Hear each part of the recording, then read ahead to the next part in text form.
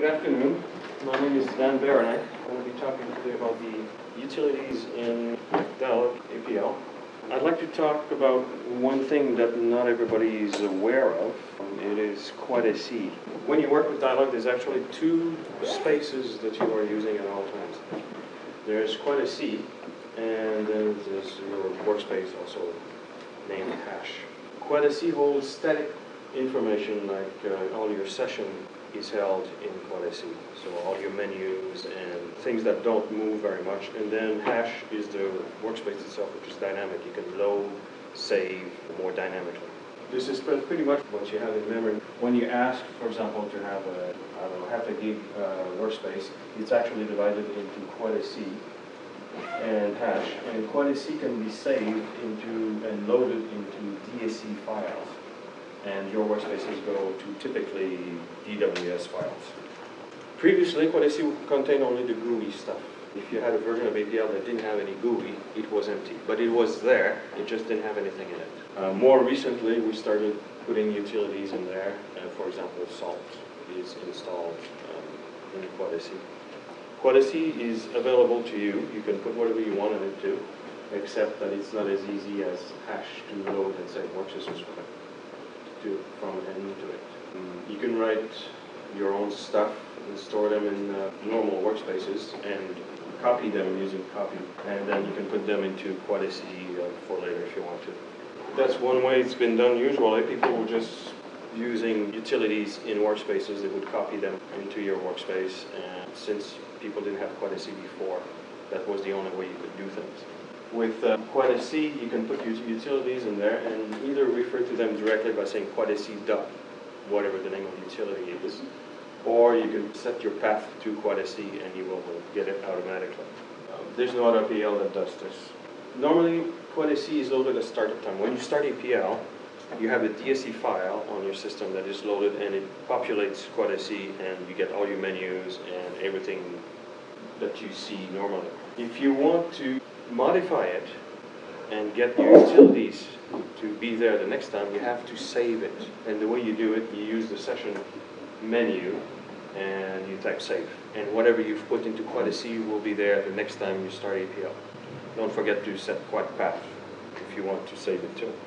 If you decide that you want to use a different name, then you just save it under a different name. So you save it, you specify the name you want and save it.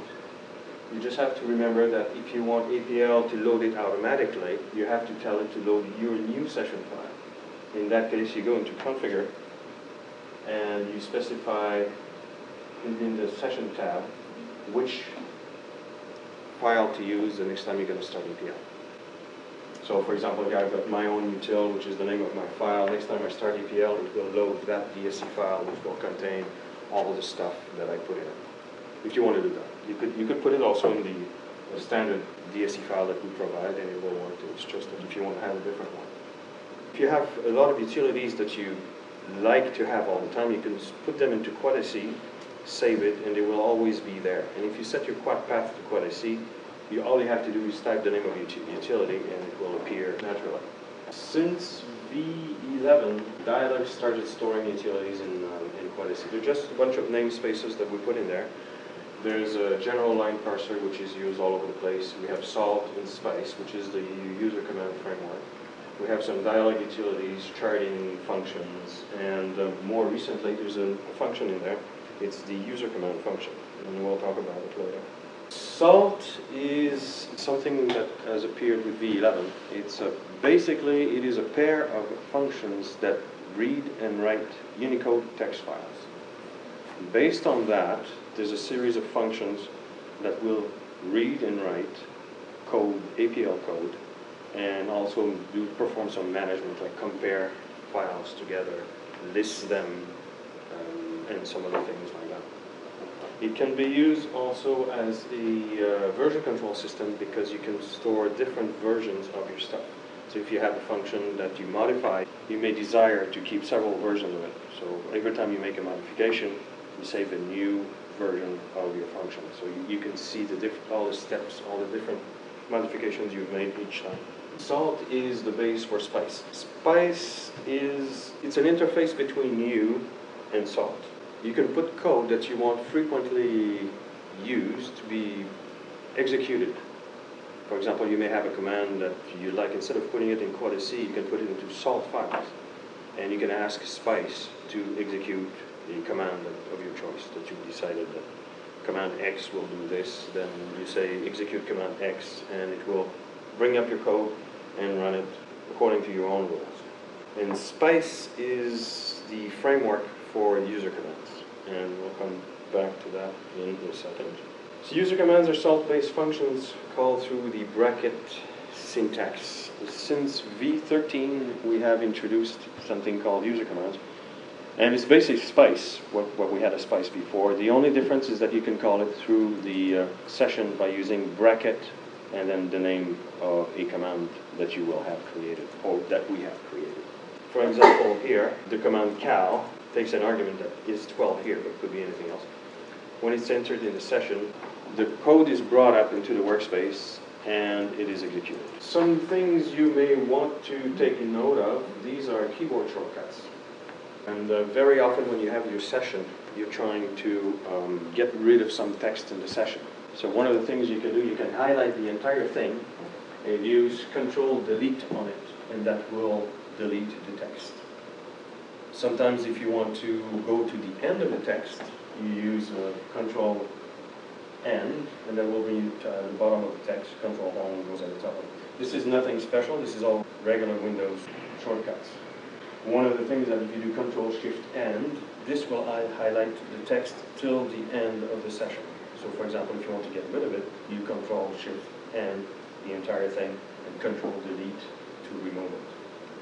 So that's one trick. There's also a Shift-Escape always cancels what you were doing. So if you mistype something in the session and you don't want it to be executed, you can do Shift-Escape and this will blank out the line there. If you want to execute several lines in your session, you can just mark them with a space, each line that you want to be executed. And when you hit return, all the lines that have been marked will be re-executed together. So that saves you from having to retype everything. Another one which is interesting, keypad minus, it toggles the line numbers in your functions. Keypad slash reformats according to the rules that you've set up in your configuration. Because when you're finished editing a function, you may desire not to reformat it. You can do automatic reformatting, but if you want, you can say don't reformat it for me, and whatever spacing and indentation that you may have produced will not be touched. It will remain exactly the same.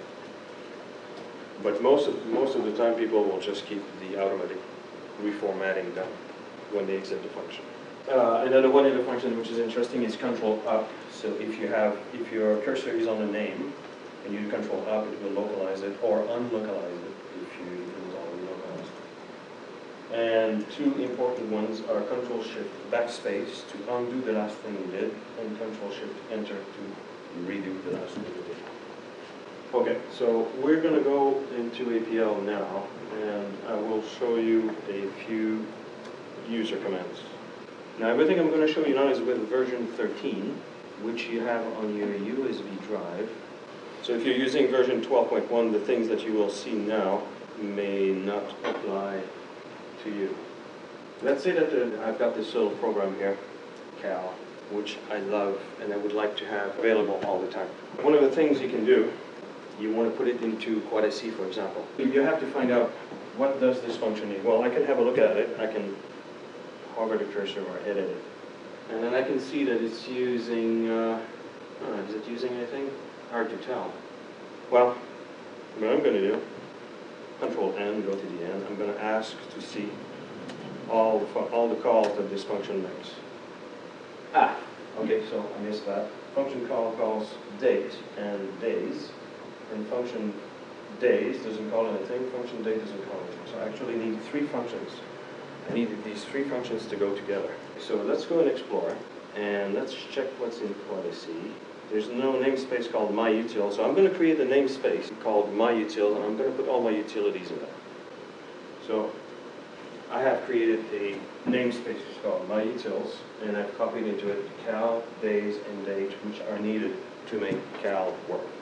So if I check, it is there, it's been created.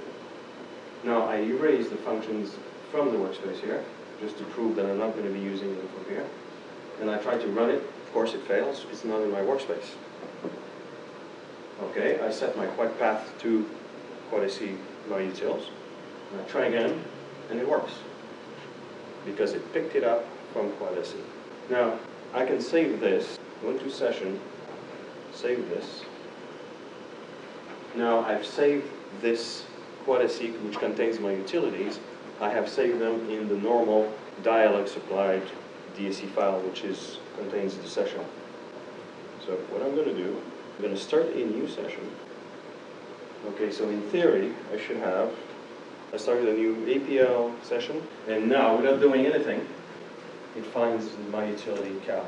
And if I look at my quad path, it's been saved to. This is a session variable, so it is saved with the session. It's never saved with the workspace. So quad path was saved in the session. I get it back here also. Okay, let's talk about salt now. If you look at this function, you'll notice there's some unusual characters in it. It's not just APL. You've got all kinds of characters from all over the world. This function is just a regular APL function. It works. If I ask, for example, to tell me in Russian what is APL, it works. Now, if you want, you can save this function. I could save it in a text file on my computer. So for example, if I want to save just this function, not the entire workspace, I can save it into a file under /AIG,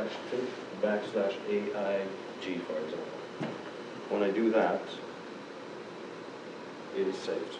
So now, any of your bracket commands are saving as salt files?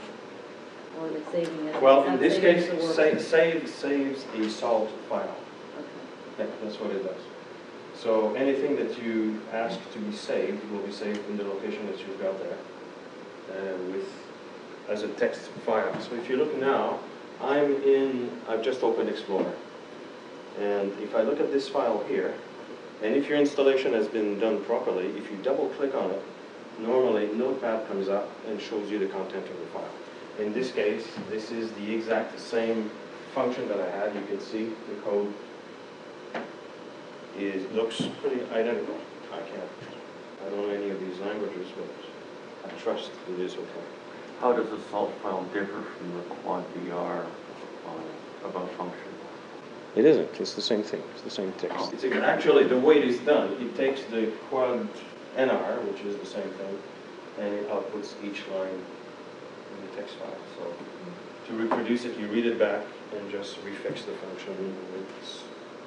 If I close this, so this is to show you that you can take code, APL code, and just spit it out into a text file that can be opened up by any editor, like Notepad, that can read Unicode files.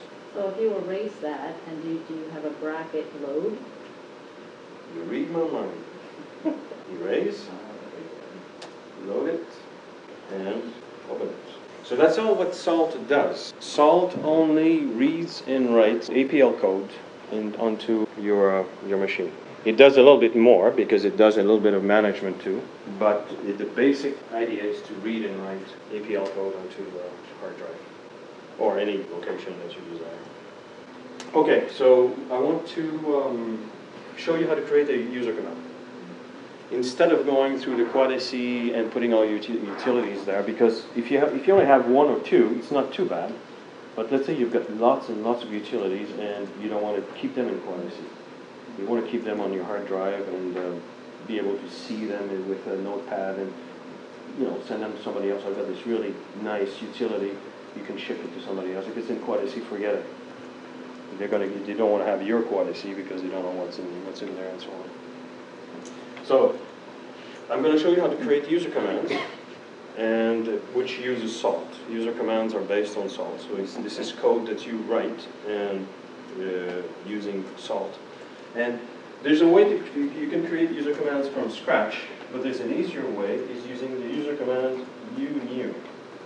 So it creates a new user command. So if you go bracket new, and then you give it the name of a command that you would like to create, for example, your time, then it comes up with a form. So it wants to have now its position on a group. I'm going to give it this shows the time, And the long description will be this command, blah, blah, blah, shows the time. So normally you would be a little bit more specific than that's supposed to be like. And then once you finish, let's say if you've got another command, you can say next command, and then you describe all the commands that you're going to be using. And then once you're done, you click on done, and then it's going to come up with a class that describes what the user command is going to be done. The user command requires three things. List, which describes the name, the group, the short description, and if you have any parsing involved, we'll get into that later. It has a help function which gives you a more verbose description of your command. And finally, a run function which will run your code. It requires only these three things. And this function is used when you ask for a description of all the commands. So here you see, shows the time is what I typed before, so it took that verbatim. And this is when you ask question mark the name of my command, this is what comes out here. And the rest here is when you execute the command. At the moment, all it says is command time is in construction, and we're going to enter the code here. So, but just to see that it works, I'm going to say, it's asking me, do you want to save this? Yes. Okay, then it comes back and says, where do you want to save it? I'll save it into, well, how about time? Okay, so now there should be a command time. If I type time, it says command time in construction. Yeah, well, I haven't put anything in it. But it shows you that the command is actually running. Now we're going to modify it. If you look in my list of objects, there's one called my group command. This is a class that was created. I can edit it now. And because this is a salted object, when I'm finished, it's going to save it back automatically. But for the moment, what we're going to do, we're just going to modify this and say, when I run the command, all I want to do is take the take of the 3 drop of quad TS. And I accept. And just before I'm finishing editing, this is salt kicking in at the moment. It realizes that this class, which was salted because we saved it, it says, okay, this APL training WF time dialog has been changed. I modified this class here, which is in that file there. If I say, do you want to save it? Do you want to update the source for this thing? If you say yes, I will overwrite this file. If you say no, I'm not going to do anything. So of course I want to keep it. So I'll say yes. And now if I say time again, I can clear. And well, let's try time first. There you go. The command works. All it does, it read when I typed this, the framework went and said, oh, this is the file that contains the code, brought the code in, realized I was using the command time, executed the code, which was 3 drop, 3 take of TS, and displayed it. Now this function doesn't do much, but it shows you that this is the basic principle for writing user commands. If you want to know all the user commands, here they are. These are all the ones that we supply, plus, in this case, the one that I've written, time. Time is in the list here. So these are all the user commands that are available to you in version 13. There's fewer in version 12. So the command is there. If I do, ask me for what's the details, give me information about it. Remember what I typed in? This command, blah, blah, blah, shows time. There it is. The text is being displayed here. So when I do question mark time, it fetches the file, runs the help function, and gives me the information there. Still works. But each time that you're doing that, going and getting time, is it going out to the actual file? On the Yes, it goes out, fetches the file, redefines everything, runs the code. So you definitely don't want to store this on the network. I'm just thinking about how I would distribute this to other users. It depends how fast is your network. So I definitely want, even if I have a network copy, I want to have a local version. Depends how fast is your network. Not really. Okay, then you want to keep the local copy. But I mean, typically people will have an installation already on their machines. Well, maybe your company wants to have official user commands that. Well, that's what I was thinking. If we make our own, okay, I want to distribute it to everybody, so everybody's using the same thing. Everybody doesn't have to reinvent the same thing. Okay, then the question is where to save. Okay, so what are the pros and cons of just, putting that as a function inside their session, okay, versus having it saved as a Yeah, file? it's something you have to, but you would have the same problem, let's say that you had a workspace containing utilities, and you decide to put it on your network, and people do copy, name of the workspace, utility in it, you would have the exact same problem. You would have to go on the network, fetch the entire workspace, in memory copy, this is what right parent copy does. So you would have a similar problem, it shows that you would still have to fetch and bring back the utilities if you were doing it this way. Let's reload this thing. One of the things is that very often you want to work on a user command and you don't remember where you put it. So you could do a load, like I showed you before. Load the path of the file and then it would bring it back in. But for example, right now I don't remember where I put this command there. So there's a user command called uload for user command load. And you give it the name of the user command and it figures out where the file is and brings it back for you. So what we're going to do, I'm just going to modify it so that it's going to be a little bit prettier. So instead of having this, let's say that decide that time, localize it. You guys familiar with the quad FMT? Ever seen this? Now, that should make it nice. How about it? We replace it? Sure. Let's try it now. Look at that. Now let's say that I want to, I would like to have an option to display the time in US format instead of having international format. I would like to have PM and AM, for example. Now, how would I go about that? Am I going to create a new user command again called US time? Or would it be better just to maybe modify this one here, and sometimes if you ask for US, it will give you US, and otherwise it won't give it to you, it will give you international. So one of the things we can do, we can use switches, as in, for example, DOS. I don't know if you remember DOS, but when you say directory, you have slash option something. And that's an option that makes the dir function in DOS behave differently. And under Unix, you have dash something. So these are switches, so we may modify the command to do this. So one of the things we can do, we can say, if we ever see dash US after the time, we say bracket time dash US, it will return the time in US format. So one of the things we can do, we can say US is a sign or slash dash US is member of the argument. The argument is being given to me here. So I can say arg, so if it is US, so if I have a US format, then I can say XM, let's call it XM, is a sign.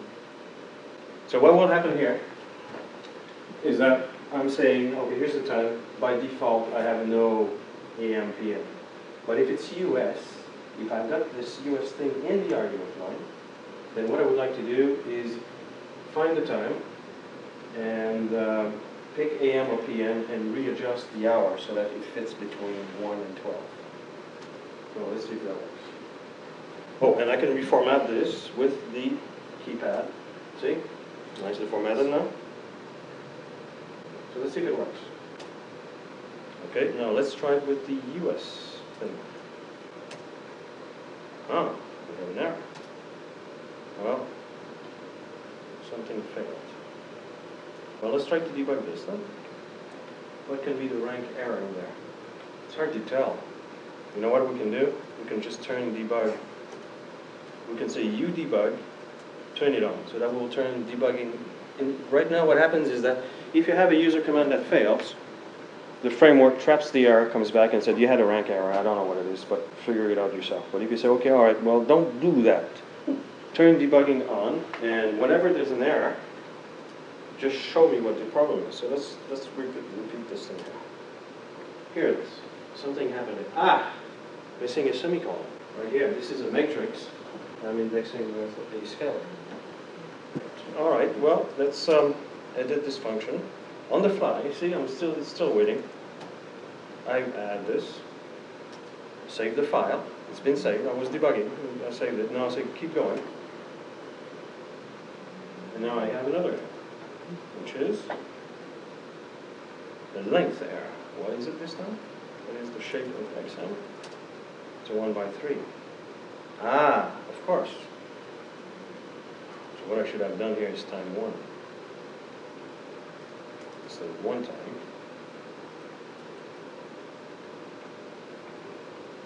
Let's go back. Control-Shift-Backspace brings me back. Start again. Ah, seems to go through this time. Okay, let's keep resuming. Ah, now it's working. You see how you can debug the commands on the fly? Let's say I would like to change that command so that it takes an argument. I can give it a time, and it's going to tell me, I'm going to give it, say, for example, 0, and it's going to say it's 12 a.m. I want to test if it works with numbers, for example. This is, if I start adding switches like this and giving it arguments, it's going to become tough at one point to try to do all the parsing myself. If I want to add arguments here, I want to add a number. Let's say that I want to say, okay, well, if it's a number in there, what I would like to do is check args, see if it's valid, and what the numbers are of quad BFI. And then I have to figure out if it's a number. This is becoming tedious. I got to remove the US if it's there. It's going to take me a lot of time just trying to figure out what all my switches are, if I've got to remove them from the argument, and figure out if there's how many arguments I have. It's right now it's not too bad, but if you have a command that accepts multiple arguments, it has many switches, it can be a nightmare trying to do the administration of that. So one of the things we can do, we have this parse thing here, and that basically tells the framework how to handle switches, number of arguments, and things like that. So if you do that, normally if you don't do anything, if you leave it as it is, when your run command comes in, all it has is the right section of your, whatever was after your command. In this case here I had time, followed by space, dash, US. Then my argument is space, dash, US. And then it's my problem is I have to do whatever I have to do to make the command work. But what I can do is say, listen, I would like you to take care of all that dash US. I would like you to take all my arguments and give them to me piecemeal. So if I supply 3 arguments, you give me a vector of 3 things. Mm-hmm. And if I have a switch called US, I would like you to tell me about it and handle all this administration there. So what I'm going to do, I'm going to say, I would like you to tell me if there's, I accept the switch called US. And then here, what will happen now is that instead of receiving a string, the framework will give me a namespace that contains the arguments and a variable called US. The variable US will be 0 if it was not there on the line, and it will contain 1 if it was on the line. Like this, now I don't have to take care, I don't have to do all this stuff. What I want to do instead is say, if arguments dot US, if you put the US on the line, then this will contain a 1, otherwise it will contain a 0. And let's try that. Now if I try this, turn debugging off first. Let's try it again. Ah, look at that. No, it's even more clever than that. It detected that we've told it there's only one switch that we accept. It's US. It doesn't take IS. IS is not a switch that it accepts. Now that we've asked the parser to kick in, it verifies that you're not supplying anything that's illegal. IS is not a switch that it will accept. It will only accept US. So it tells you it failed. That switch is unknown. I'm not even going to run your command. I have no idea what that is. So what I should have done is say US.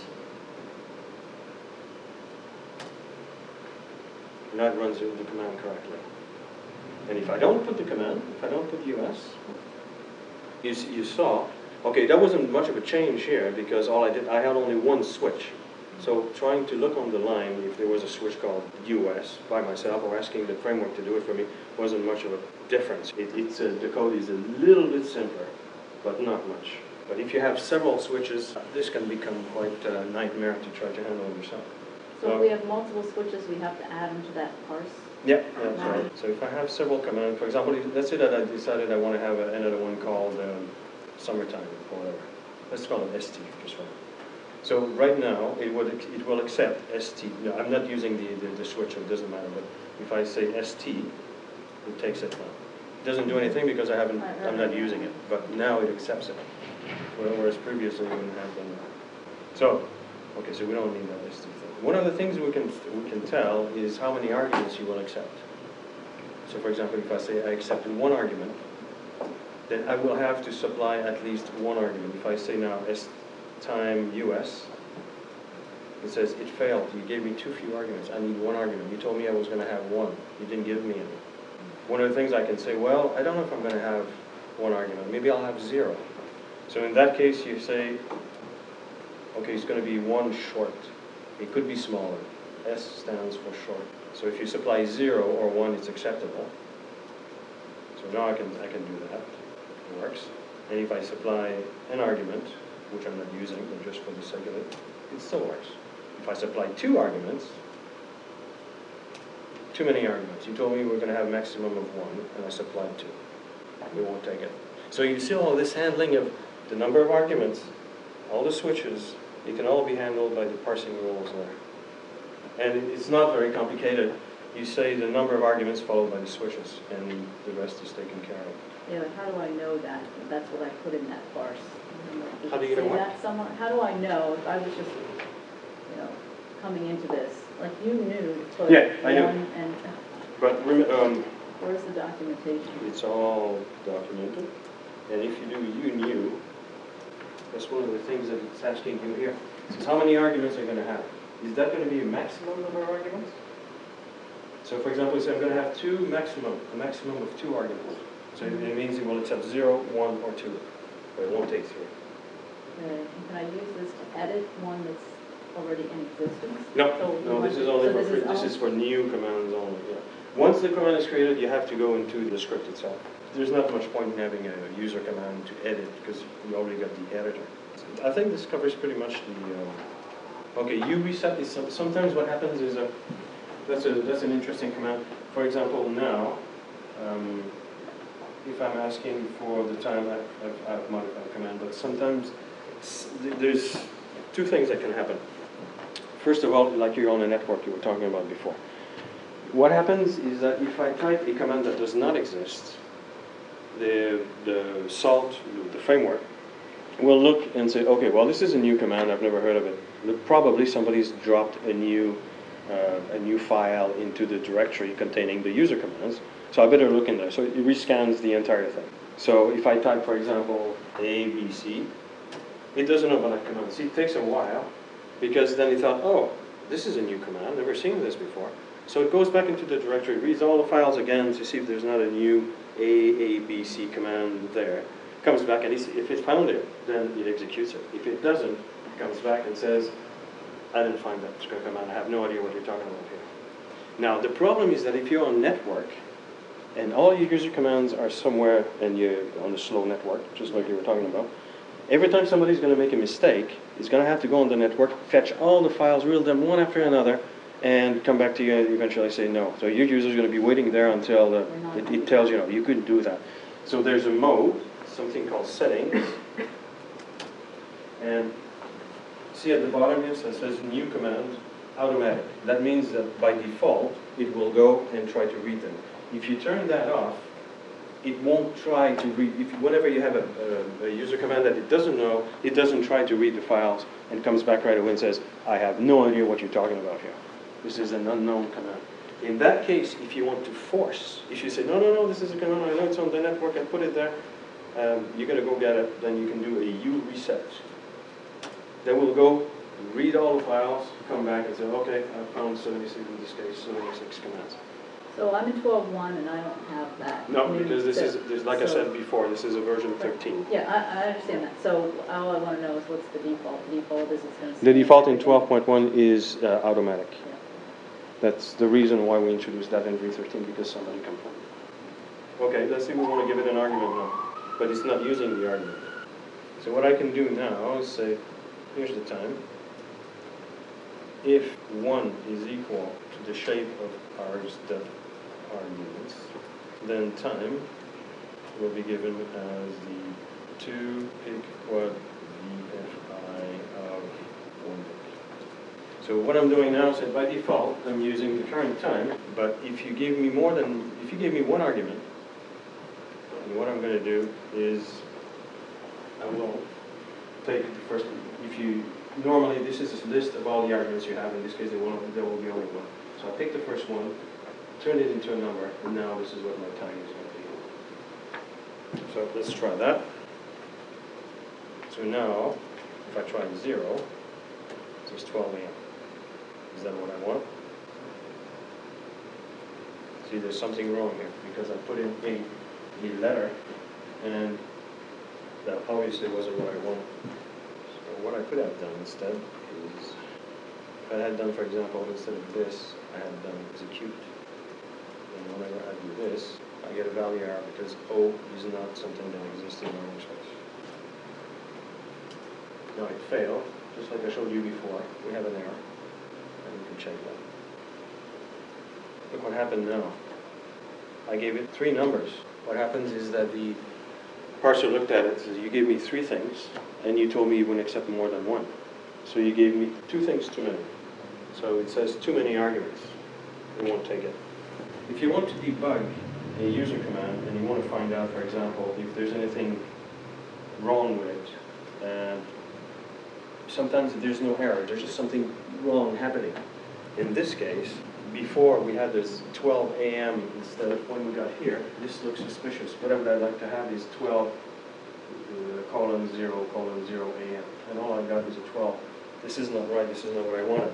So what I can do is say, okay, run this command with these arguments, but stop just before you enter my command. So the dash at the end means you have to stop, and you have to be in debug mode for that. Right, we have too many arguments. One of the things we can also do, if you have things that contain spaces, what you can do is put quotes around them.